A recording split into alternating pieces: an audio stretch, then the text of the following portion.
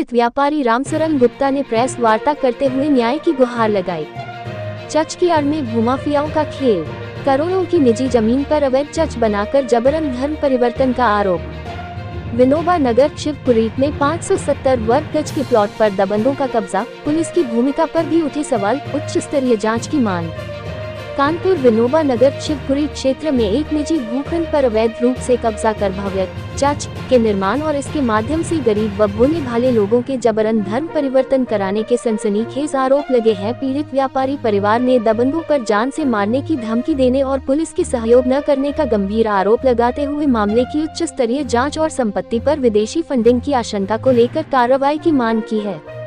Press वार्ता में पीड़ित व्यापारी रामसरन गुप्ता ने पत्रकारों को बताया कि उनकी स्वर्गीय माता राम जानकी ने वर्ष 1966 में तत्कालीन ग्राम सफीपुर, वर्तमान विनोबा नगर में आराजी संख्या 280 में 570 वर्ग गज का भूखंड वैध तरीके से क्रय किया था। माता पिता के देहांत के बाद प्रार्थी रामसरन गुप्ता इस संपत्ति के कानूनी वारिस बन गए। भूखंड पर बाउंड्री, गेट और पक्के निर्माण भी मौजूद हैं। शिकायत के मुताबिक कुछ वर्ष पूर्व स्थानीय ईसाई धर्मावलंबी, जिसमें मुख्य रूप से संतोष कुमार शिवपुरी, जून लाल, डेविड लाल, नंदन पांडे और जॉन लाल शामिल थे, एक धार्मिक कार्यक्रम के बहाने प्लॉट पर अस्थायी टेंट लगाकर कब्जा जमा लिया। विरोध करने पर उन्होंने कार्यक्रम समाप्त होते ही कब्जा हटाने का वादा किया, जिस पर प्रार्थी रामसरन गुप्ता ने भरोसा कर लिया।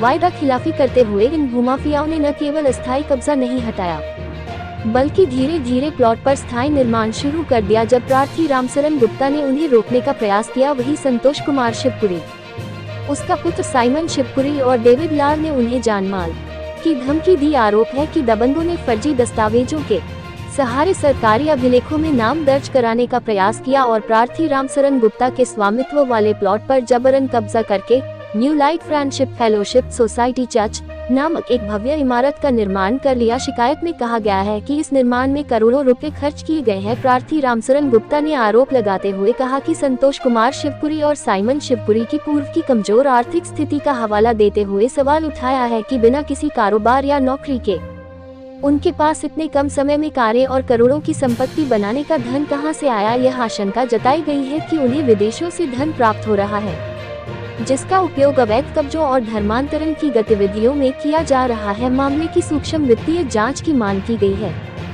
सबसे गंभीर आरोप यह है कि इस अवैध चर्च में प्रतिदिन और रविवार को विशेष प्रार्थना सभाओं का आयोजन होता है, जहां चंगाई सभाओं की आड़ में धर्म प्रचार किया जाता है। आरोप है कि भोले भाले, अनपढ़ और गरीब लोगों को फर्जी चमत्कार दिखाकर प्रभावित किया जाता है और उन्हें लालच देकर ईसाई धर्म में विश्वास दिलाने व धर्म परिवर्तन कराने का प्रयास किया जा रहा है। प्रार्थीगण ने न्याय के लिए भटकने और थाना पुलिस पर आरोपी व्यक्तियों के प्रभाव में होने का आरोप लगाते हुए उच्चाधिकारियों से आपराधिक प्रवृत्ति के इन लोगों के खिलाफ व्यापक जाँच और कानूनी कार्यवाही करने की गुहार लगाई है, ताकि उन्हें अपनी पैतृक संपत्ति वापस मिल सके। साथ ही पीड़ित व्यापारी रामसरन गुप्ता ने ये भी बताया कि इस प्रकरण के सभी प्रार्थना पत्र मुख्यमंत्री, जिलाधिकारी को भी दे चुके हैं, लेकिन अभी तक कोई सुनवाई नहीं हुई है। क्या नाम है आपका? रामसरन गुप्ता। क्या मामला है?